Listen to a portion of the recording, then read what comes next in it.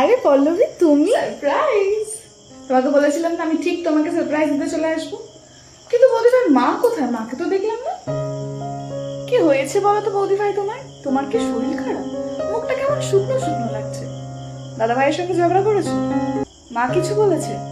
আরে না না, একটু মাথাটা যন্ত্রণা করছে। ওহো, ওষুধ খেয়েছো? কিন্তু মাথা যন্ত্রণার ওষুধ খাওয়াটাও একদম উচিত না। আমি বরং তোমার মাথাটা একটু টিপে দিই। পল্লবী, তুমি বরং বসো, আমি তোমার জন্য একটু কফি করে নিয়ে আসি। এই না না, তোমাকে কফি বানাতে যেতে হবে না। আমি বরং তোমার জন্য একটু আদা দিয়ে কড়া করে দুধ চা করে নিয়ে আসি। মনে আছে তুমি খুব ভালো খেতে। আজকে আর কফি খাবো না, তুমি বসন করে নিয়ে আসছি। থাক দা ভাই, আমাকে আর কিছু শোনাতে হবে না। তোর বাচ্চার সমস্ত প্ল্যানটা আমি আর বৌদি ভাই মিলেই করেছিলাম, তাই আমি সবটা জানি।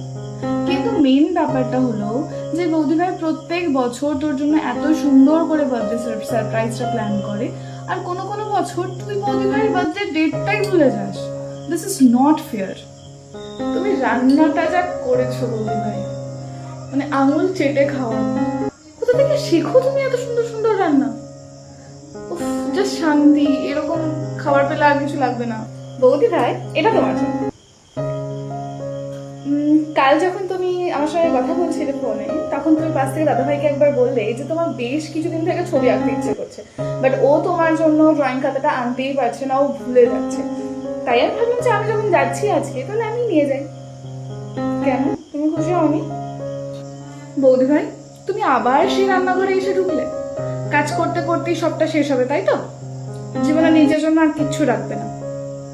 চলো একটু বাইরে থেকে ঘুরে আসি, একটু কিছু খেয়ে আসি রেস্টুরেন্ট থেকে।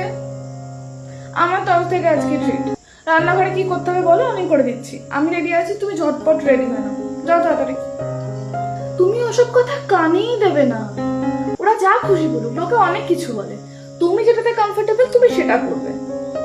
সে তুমি যদি জিন্স টপে কমফোর্টেবল হও, তুমি জিন্স টপ পরবে।